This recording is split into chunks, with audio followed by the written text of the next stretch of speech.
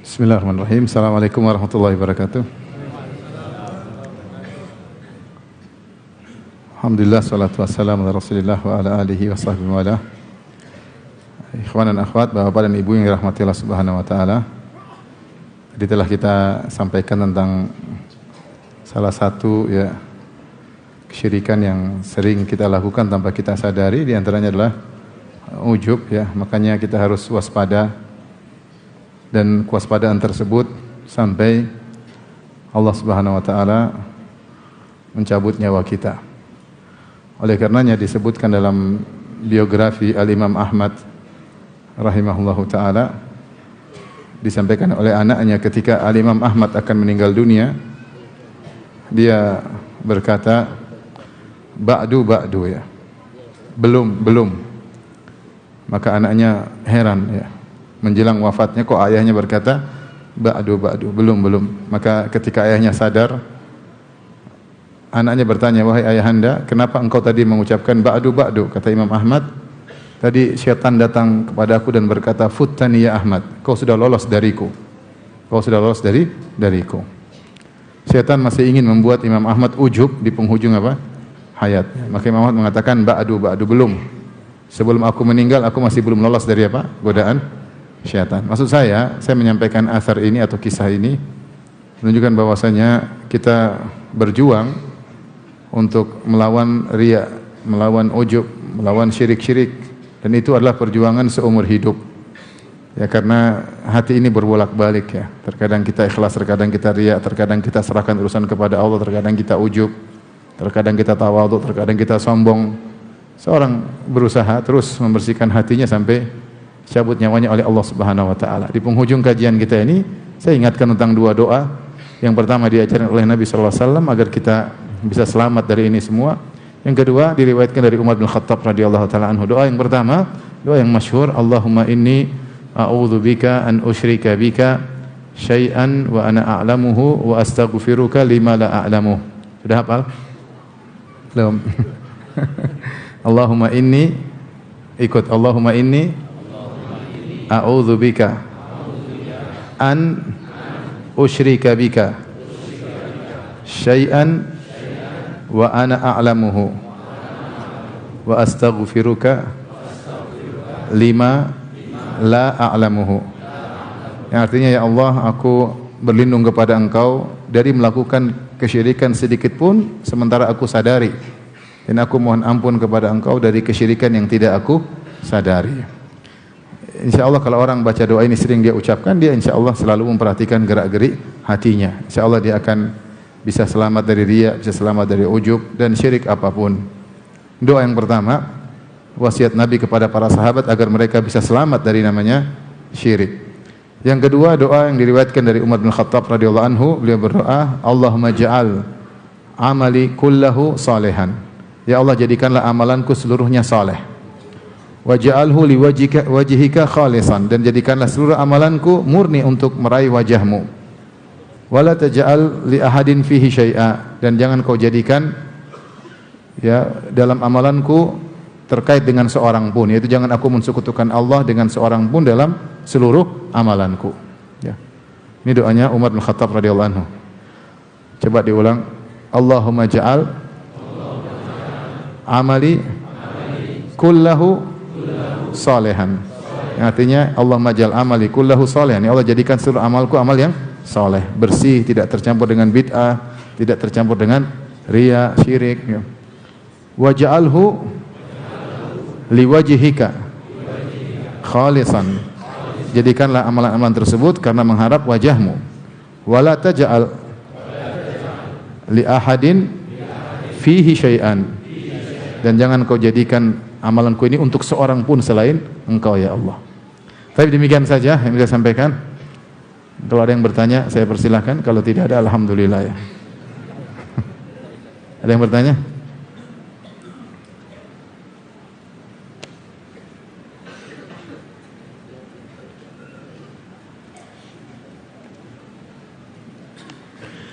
Ustadz, yang ana hormati, ada teman ana mengatakan minta doa kepada orang soleh untuk berobat lebih cepat dikabulkan. Doa tersebut dibandingkan kalau kita berdoa sendiri. Alasan pembenarannya, para sahabat Nabi pun minta doa melalui perantara Nabi.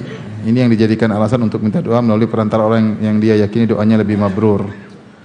Doa boleh, di antara tawassul yang diperbolehkan ada 3. Pertama, tawassul dengan amal soleh, sebagaimana tentang kisah 3 orang yang terjebak dalam goa, berasal dengan amal soleh sendiri. Demikian dalam Al-Quran, Rabbana innana sami'na munadiyan yunadi bil imani an aminu bi rabbikum fa amanna Rabbana faghfir lana dhunubana. Di antara perkataan orang penghuni surga dulu mereka berkata, ya Rabb kami, sungguhnya kami mendengar penyeru yang menyuruh kepada kami untuk beriman kepada Rabbmu, fa amanna, kami pun beriman. Oleh karena ya Allah ampunilah dosa-dosa kami. Dia bertawassul dengan imannya. Saya beriman ya Allah maka ampunilah apa? Dosaku. Ini contoh bertawassul dengan amal soleh apa? Sendiri. Contoh lagi seperti kisah 3 orang terjebak dalam goa. Kemudian satunya mereka berkata kita tidak bakalan selamat sampai kita berdoa kepada Allah dengan amal soleh kita. Maka yang satu bertawassul dengan baktinya kepada ibunya dan kepada kedua orang tuanya, maka pintu goa bergeser sedikit, ada celah namun belum bisa keluar. Yang satu bertawassul dengan amanahnya, di mana dia mengelola uang seseorang kemudian menjadi banyak, dia kembalikan, maka pintu goa bergeser namun belum bisa keluar. Dan yang satunya lagi bertawassul dengan takutnya kepada Allah ketika seorang wanita menyerahkan yang sangat cantik jelita, yang sangat dia cintai, sudah menyerahkan keperawanannya kepada dia, namun ketika dia ingin gauli, tiba-tiba wanita tersebut berkata ittaqillah, bertakwalah kepada Allah, maka dia pun meninggalkannya karena Allah, maka akhirnya pintu goa terbuka. Ini kisah 3 orang yang mereka bertawassul dengan amal soleh sendiri, ya. Boleh, ini diperbolehkan, ya. Yang kedua adalah bertawassul dengan asmaullah al-husna dan sifat-sifatnya yang mulia. Walillahil asmaul husna fad'uuhu biha. Ya, Allah memiliki nama-nama yang terindah, maka berdoalah dengan nama-nama tersebut. Kita berusaha berdoa. Kalau kita berdoa ya Razzaq urzuqni, ya Qawi, ya Hafidh ihfadni, wahai yang Maha Penjaga jagalah diriku, misalnya banyak. Ya Rahim, ya Ghaffar, ighfirli, irhamni. Kita bertawassul dengan nama-nama Allah Subhanahu wa taala, dengan sifat-sifatnya bisa, atau dengan perbuatan Allah seperti kata Nabi, ya mujriyas sahab, ya hazimal ahzab, ya munzilal kitab, ihzimhum, ya Allah yang menjalankan awan, yang menurunkan Alkitab, ya hancurkanlah mereka. Ini boleh bertawassul dengan nama-nama Allah. Kemudian yang ketiga bertawassul dengan doa orang soleh, ya. Sebagaimana para sahabat minta doa kepada Nabi sallallahu alaihi wasallam. Demikian Nabi mengatakan kepada Umar bin Khattab tentang Uwais Al-Qarani, yang Nabi mentazkiyah Uwais Al-Qarani, kata Rasulullah SAW, jika kau mampu untuk minta agar dia mendoakan ampunanmu buatmu, maka lakukanlah. Akhirnya Umar mencari-cari Uwais, dan Umar menyuruh minta Uwais agar mendoakan ampunan buat Umar bin Khattab radhiyallahu anhu. Dalil bahwasanya minta agar orang soleh mendoakan ini dibolehkan, ya, dibolehkan. Tetapi tetap seorang berdoa juga kepada Allah Subhanahu wa taala. Ya, orang saleh ini berdoa ini pelengkap, ya.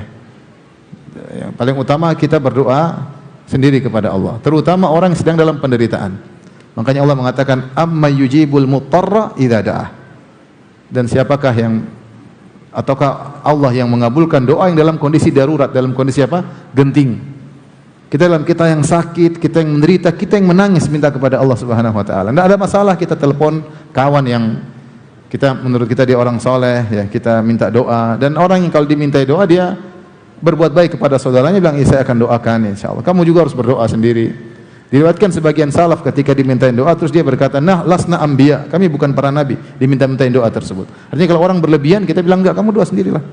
Tapi kalau sesekali ada yang minta doa, ya kita doakan, baik sebagai bentuk berbuat baik kepada teman. Makanya sebagian waktu saya kemarin ibadah haji, banyak jamaah yang Ustadz ini ada teman-teman minta doa, saya bilang doakan aja. Sampai ada daftar, ini minta doa, ini minta doa, ini minta doa. Nah, apa doain aja. Nah, kalau kamu berdoakan, malaikat mengatakan walaka bimithil, kau juga mendapatkan seperti yang dia minta. Makanya di antara trik agar doa kita mudah dikabulkan, kita doain orang lain. Kalau ingin utang kita lunasi, berdoa agar utang dia juga dilunasi. Apalagi kalau kepingin apa? Enggak, saya enggak bilang begitu ya. Doain orang agar kita juga dikabulkan. Jadi tidak jadi masalah. Tapi jangan kita suruh orang berdoa kemudian kita enggak berdoa, enggak. Kita sendiri yang paling mudah dikabulkan adalah yang dalam kondisi apa? Darurat. Doanya orang yang mutar mudah dikabulkan. Orang yang dalam kondisi darurat mudah dikabulkan. Wallahu a'lam bishawab.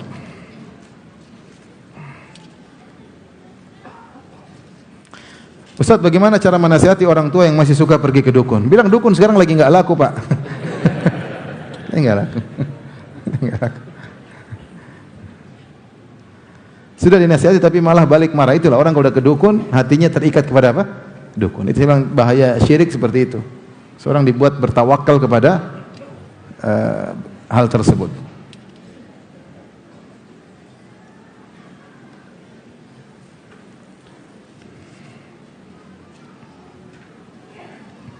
Apakah perkataan saya punya ini, saya punya itu termasuk ujub atau hanya sebatas berbangga diri? Sebagian ulama menyebutkan bahwasanya ujub beda dengan sombong. Beda dengan apa? Sombong. Ujub itu sarana untuk apa? Sombong. Orang yang ujub belum tentu apa? Sombong. Tapi lama-lama dia menjadi sombong. Pertama dia berawal dari dia merasa dirinya berhasil karena kehebatannya. Akhirnya karena keseringan dia merasa orang lain tidak seperti dia. Akhirnya dia merasa sombong. Sombong lebih parah kalau sombong ya. Ya, sombong tempatnya di neraka jahanam.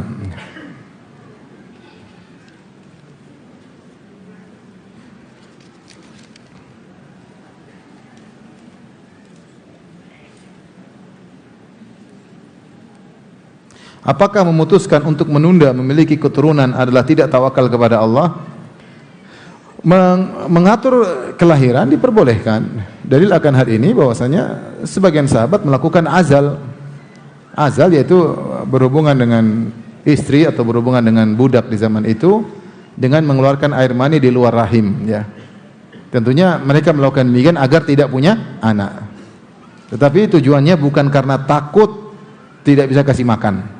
Siapa yang menunda kelahiran karena takut tidak bisa kasih makan, itulah bertasyabuh dengan orang-orang musyrikin.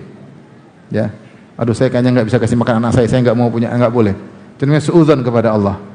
Kata Allah, "Wala taqtulu auladakum khasyata imlaq, nahnu narzuquhum wa iyyakum." Janganlah kalian bunuh anak-anak kalian karena takut miskin, takut enggak bisa kasih makan. Sungguhnya kami beri rezeki kepada anak-anak kalian dan kami beri rezeki kepada kalian. Ya, sudah ada rezekinya masing-masing.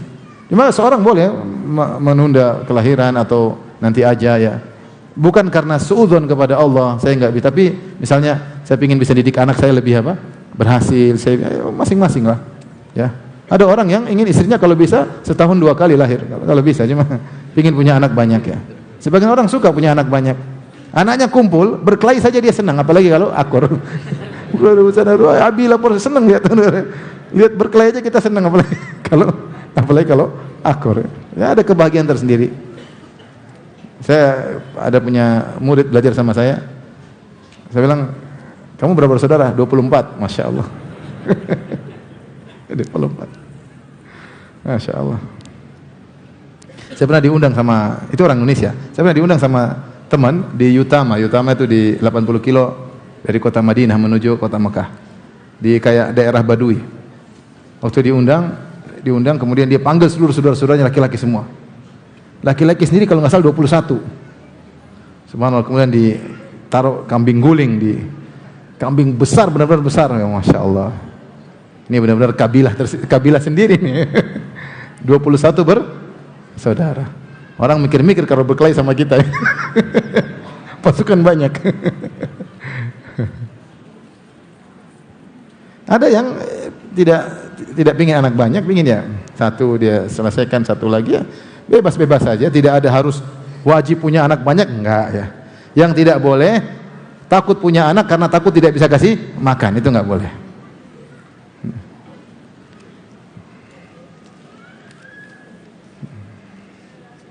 Jangankan kita ya, orang kafir saja ada yang penduduknya sangat banyak tapi menguasai dunia, ada enggak? Ada enggak? Ada enggak? Ada. Penduduknya sangat banyak, bisa menguasai dunia tidak? Bisa secara ekonomi.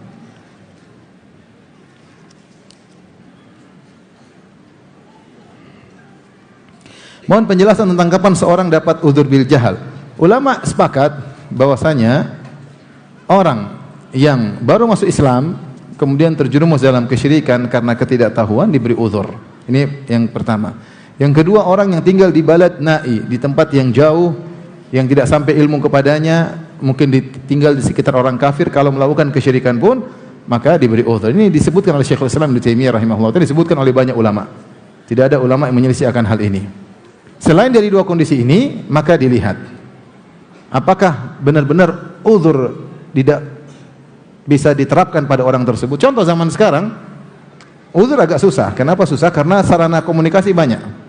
Pengajian tauhid di mana-mana. Tapi kalau kita bicara 50 tahun lalu, orang tua kita, dia KTP-nya Islam tapi mungkin masih percaya-percaya sama orang pintar, dia nggak tahu. Dia pikir orang pintar ini ustadz, benar nggak? Uskun kan, ustadz dukun. Zaman dulu banyak, dia nggak ngerti. Dia datang ke kiai, Pak Kiai, ini saya bangun rumah, gimana? Oh caranya kamu ambil ayam hitam 3, semuanya hitam, kecuali giginya putih, semuanya hitam. Terus sembeli, dan saya lihat sendiri, tuangkan darahnya saya tidak ada pikiran sekali itu syirik, nggak ada sama sekali. Ya, gimana orang yang kita mengatakan Allah Maha Adil, wa ma kunna mu'adzibina hatta nab'atha rasulah. Kami tidak akan mengazab sampai datang rasul atau yang menyampaikan ajaran Rasulullah SAW. Tapi kalau uzur bil jahl zaman sekarang agak susah. Karena di antara kekufuran adalah kufur i'rad. I'rad adalah dia berpaling, dia tidak mau dengar sama sekali. Ini juga meskipun dia jahil tidak diterima uzurnya. Kenapa? Karena dia berpaling. Seperti orang mau dapat SIM, saya nggak mau belajar. Saya nggak mau tahu. Nanti pokoknya kalau polisi tangkap bilang saya nggak tahu. Karena kamu nggak belajar, nggak ada uzur bagimu kecuali kamu sudah belajar. Ternyata ada aturan detail yang kamu tidak tahu, itu namanya uzur. Tapi intinya uzur bil jahal itu ada dengan kesepakatan ulama dalam dua kondisi yang tadi saya sebutkan. Selain daripada kondisi ini ada khilaf di kalangan para ulama.